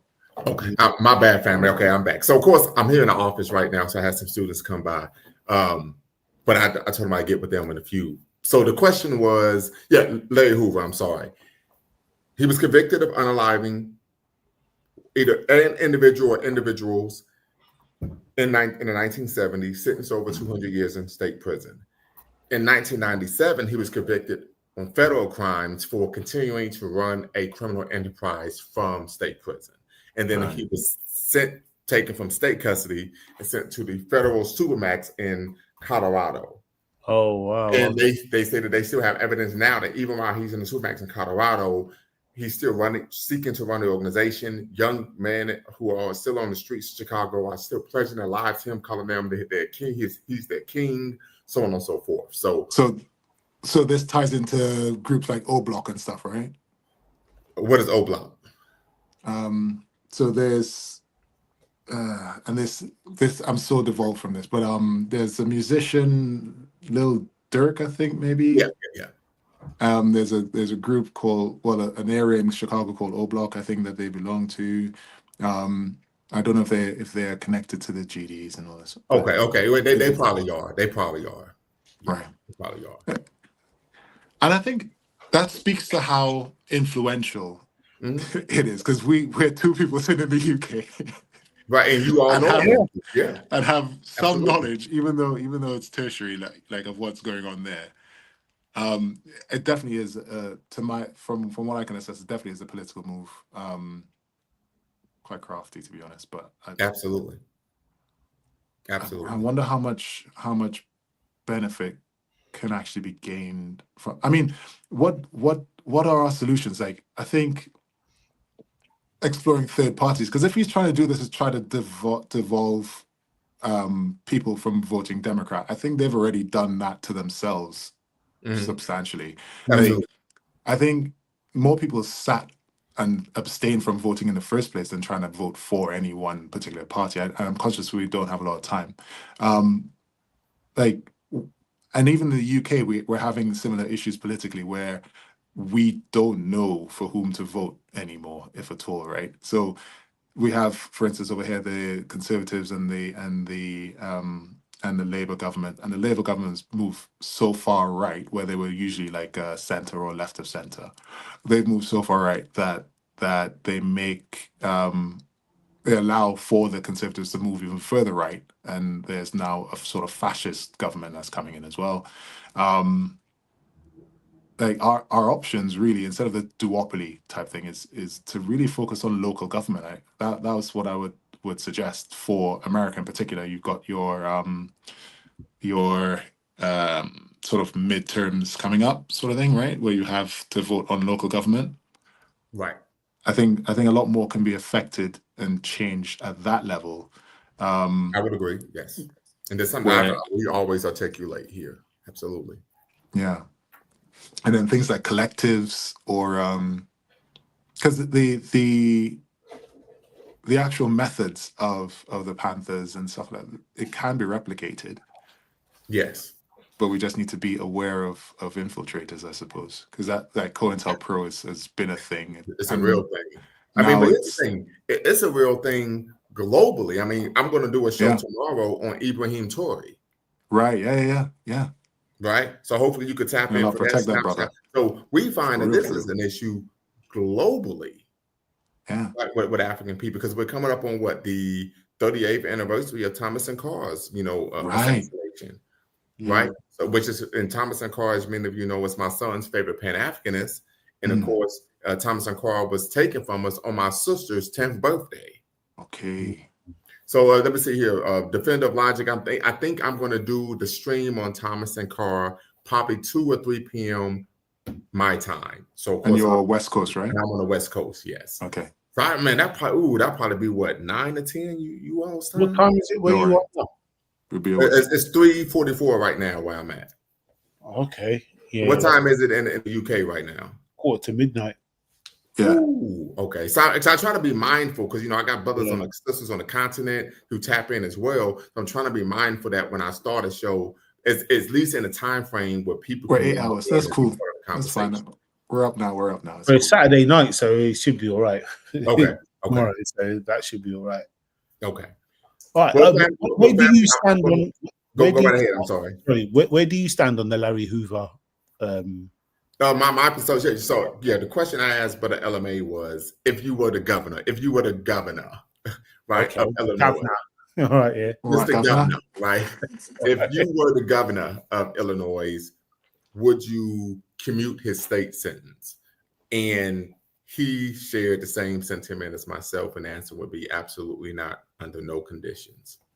Actually, it would probably be to his safety to not commute his sentence as well, because if someone like that gets out, if he has been controlling things from within, I'm sure there are many people on the outside that want to get to him as well, right? That's a good point. Yeah, maybe. I mean, matter of fact, not only is that a good point, to substantiate your point, many of you may be aware of the story of the 3 drug kingpins in Harlem back in the early 1990s, right? There was a movie made about it, Paid in Full. Cameron, Yeah. Right, where he mugged out Mekhi Phife, right? I only recently saw that because they put the full film on YouTube, yeah, for free. Yeah. And so, of course, what was his name? Chico, Pretty Rico. Popping Willies and all that, right? So when he got out of prison probably a couple years ago, as soon as he got out, guess what happened? Alpo, thank you, Defender Logic, Alpo. Yeah. And he was deleted on 122nd Street. Like you said, he got out, he goes back home, they got rid of his ass. You're absolutely right. Got him out of there, lit up his truck. And it didn't, that's the thing, like the COINTELPRO, to that point, it's not as sophisticated, it doesn't need to be as sophisticated as it used to be. Like, we all are holding in our hands tools of subversion. Like we can be manipulated so easily from what we see. I can't trust videos anymore, even on YouTube and stuff. There's so many that are just like, you see like a thumbnail of something you're interested in with a headline, and you click into it, and it's about like maybe 5 seconds of actual footage, and then a diatribe from AI that's just keeping you engaged for 10 minutes on stuff that you already know. It's like, and Snapshot and Defender Logic, typically when I do a show, I try to do some background research on the issue. Right, I try to read an article from a reputable source, right, so that when we having a conversation, it's rooted in facts, and then it's what can we do moving forward. Right. But I think that's one of the things that kind of sets our channel apart, myself and people on our network. But I think it's also one of the reasons why we have trouble growing, because we try to focus on facts and not feelings.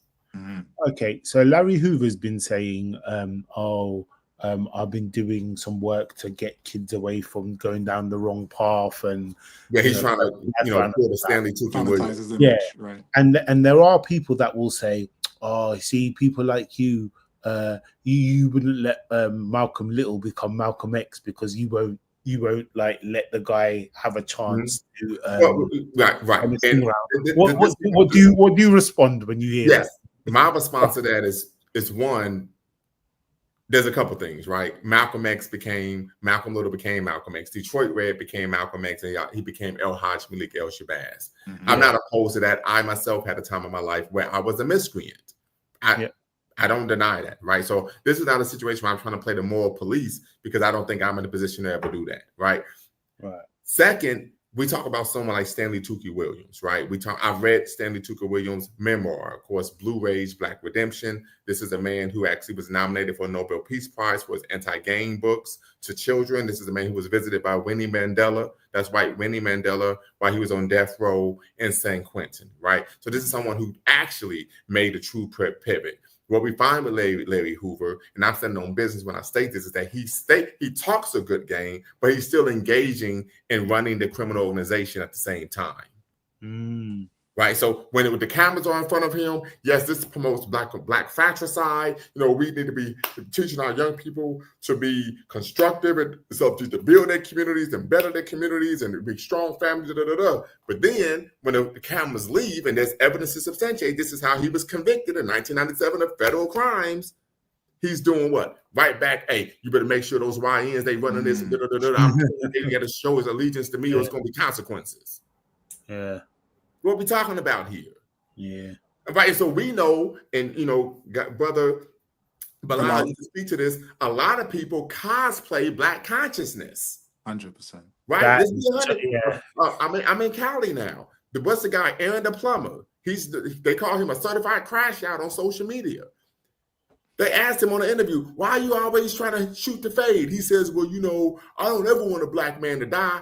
Once again, cosplaying Black consciousness, but I feel like we should just shoot the fair one, because that's what you do in prison. Well, you're not in prison anymore, bonehead. You see, so a lot of people know the cosplay. We've been around. Most people, listen, there was a time where we used to talk women out their panties. Am I right or wrong? We know what to say to certain people, that we know how to tell people what they want to hear to get them on our side. 100%. Same situation here. Mm-hmm. Same situation here.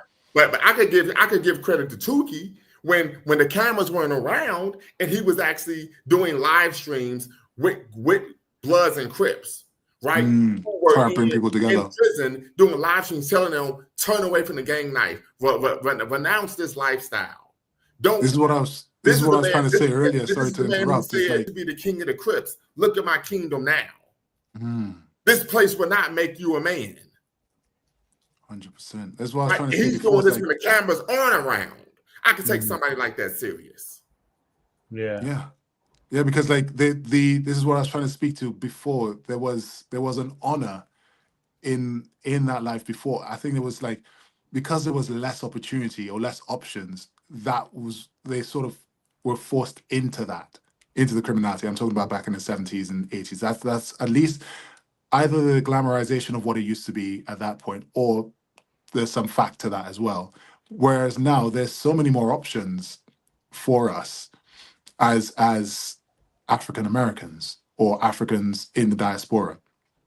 See, so I think when it comes to the gang stuff, I think that's what we've been told over the years. But the more I look into it, I'm not so sure that necessarily is the reason why.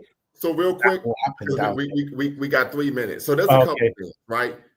There is an aspect of individuals being forced into the lifestyle where in Chicago, for example, the gangs would go out recruiting people. They would come to knock on people's doors and say, you better give me one of your kids or we coming in here and we tearing up the joint. This is a reality. For example, if you ever get a chance, you could go on YouTube, you could look at the biography of Isaiah Thomas, played for the Detroit Pistons. Right, he grew up on the west side of Chicago, and that was an actual issue where the gangs would go around recruiting, run up in people's houses, saying, you better give us one of your sons or else. So there were young people who were forced into the lifestyle. Now, historically, these gangs were created because these were criminals who got together to defend their criminal organizations, territories. But move forward, they started to recruit people. I can even state, growing up in the Midwest, that being the youngest child, I had an older brother who was built like Gazebo, right? And we was in a Crip neighborhood. They tried to jump my brother into the gang, and my brother, being big and strong, it had the body of a grown man as a high school junior, fought them off and beat both of them up. And my brother said to me, I would never join the gang because I know if I join, you would join. But once again, they tried to use coercion to forced my brother to join the gang, but my brother was of such massive physical strength for a high schooler, he was over to defeat both of them when they left us alone. Right. So that is a reality. right? To where people are being kind of co-opted, forced into these type of gangs for actually their own protection, which is something that happens in prison as well. That happens. I'm sure that happens in the UK as well in certain areas. I've been protected from that personally because of where I live. But no, that does happen because I know people for whom that has happened to. Absolutely. Yes, Absolutely. But family, we got to thank you call so it. much. We got to call it a show. I appreciate everyone for tapping in, and we will be right back at it tomorrow. Appreciate everyone for tapping in. Once again, make sure you subscribe, hit the notification bell, thumbs up, 100%. thumbs up, thumbs up, and share. Until next time, family, y'all know what to do. Always bet on black. Peace. I like that. Bless. Take care.